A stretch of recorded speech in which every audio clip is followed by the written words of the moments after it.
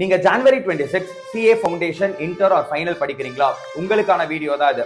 நிறைய பேர் கிளாஸஸ்லாம் முடிச்சுட்டு வீட்டில் போய் படிக்கும்போது சார் என்னோட பழைய ஃபார்ம் எனக்கு வரல, நான் முன்னால ஒரு 15 hours 14 hours படிச்சுட்டு இருந்தேன், 12th நல்லா படிச்சுட்டு இருந்தேன், ஃபவுண்டேஷன்ல அவ்வளோ எஃபர்ட் போட்டு படிச்சேன், பட் என்னால திரும்ப இன்டருக்கு அப்படி படிக்க முடியல, எனக்கு நிறைய செல்ஃப் டவுட் வருது, குரூப் எழுதலாமா இல்ல 2 குரூப் எழுதலாமா, அந்த மாதிரி நிறைய பேர் டவுட் இருக்கு. அந்த டவுட்டை கிளாரிஃபை பண்றதுக்காக தான் இந்த வீடியோ நான் போடுறேன். One thing, we have to be informed to perform.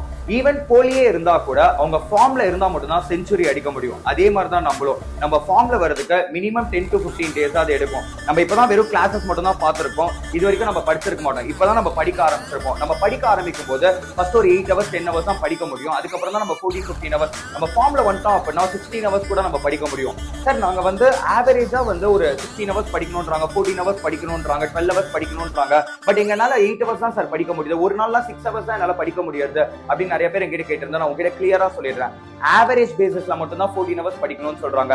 ஒரு நாள் உன்னோட எனர்ஜி லெவல் சூப்பரா இருந்து எல்லாமே கரெக்டா வந்துருச்சு, நீ படிச்சது எல்லாமே சூப்பரா வந்துருச்சு, உனக்கு எல்லாமே புரிஞ்சிருச்சு அப்படின்னா அன்னைக்கு நீ 16 hours படிப்ப. இன்னொரு நாள் நீ ஆரம்பிக்கும் போது ஏதோ சம் வந்திருக்காது, ஏதோ அன்னைக்கு டே மேபி நமக்கு நல்லா இருந்திருக்காது, அன்னைக்கு நீ ஒரு 8 to 10 hours தான் படிச்சிருப்ப. அந்த மாதிரி ஒரு 3 days நீ வந்து ஒரு 14 hours படிப்ப, 3 days ஒரு 8 to 10 hours தான் படிப்ப.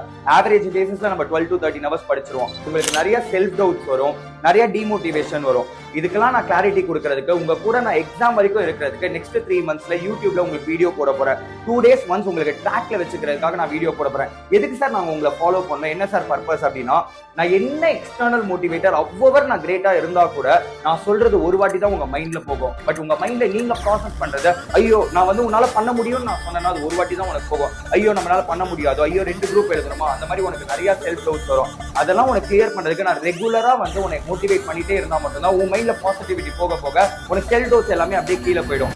நெக்ஸ்ட் 3 months 2 பேருமே சேர்ந்து சூப்பரா உழைப்பு போடலாம். அந்த உழைப்புல நீங்க சூப்பரா கிளியர் பண்ணிடலாம். உங்க சக்சஸ்க்கு நான் இது பண்றேன். உங்களுக்கு என்ன டவுட்ஸ் இருந்தாலுமே சார் எனக்கு வந்து இதுல டவுட் இருக்கு, இதுல கிளாரிட்டி வேணும், இதை எப்படி சார் அப்ரோச் பண்ணும் அப்பெல்லாம் நிறைய பேர் கேட்டிருக்க.